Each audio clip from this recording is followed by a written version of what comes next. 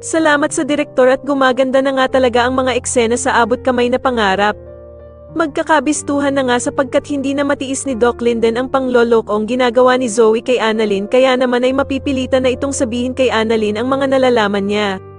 Samantala ay mabubuko ni Harry ang panlolokong ginagawa ni Zoe kay Annalyn sapagkat makikita niya si Doc RJ na nakatayo sa labas ng bahay nito.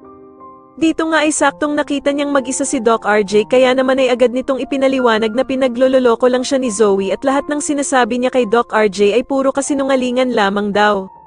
Subalit napakatalas naman ang pangamoy ni Zoe at agad sila nitong makikita kaya naman ay maggagalit-galitan agad ito at sa sobrang husay ngamang bilog ng utak ni Zoe ay sa huli siya pa din ang pinanigan ni Doc RJ. Hay nako Doc RJ, gising-gising din sa katotohanan pag may time. Samantala napakahaba naman ang buhok ng ating bidang dalagang si Annalyn sapagkat bukod kay Doc's look, Harry at Regan ay mukhang may tama din sa kanya si Doc Linden, mukhang nagmana nga talaga siya ng kagandahan sa nanay niyang si Lynette na habulin at ligawin din ng kalalakihan. Sa kabilang banda naman matapos ngang magtagumpay ng Eastridge na makuha ang 3D medical replica ay mababaliw naman itong bruhang si Moira at gagawa na naman ng eksena.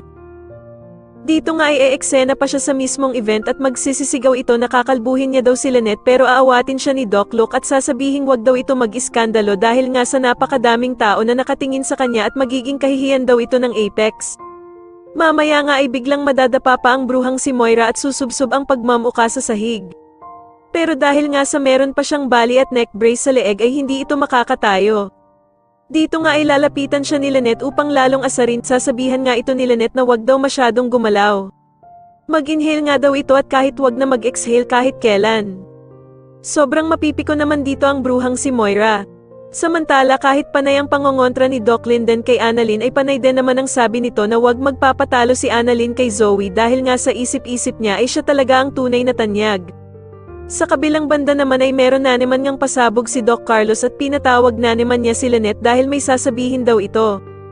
Sinabi naman ni Lynette na ano na naman kaya ito at baka daw ay dito na siya atikihin sa puso sa kilig kay Doc Carlos. Ano kaya sa tingin niyo ang surprisang sasabihin na naman ni Doc Carlos? Mas lalo na ngang umiinit ang mga eksena sa abot kamay na pangarap kaya naman ay mas lalo natin itong abangan. Maraming salamat po sa inyong panonood at sana po ay ma-subscribe niyo ako. Maraming salamat po.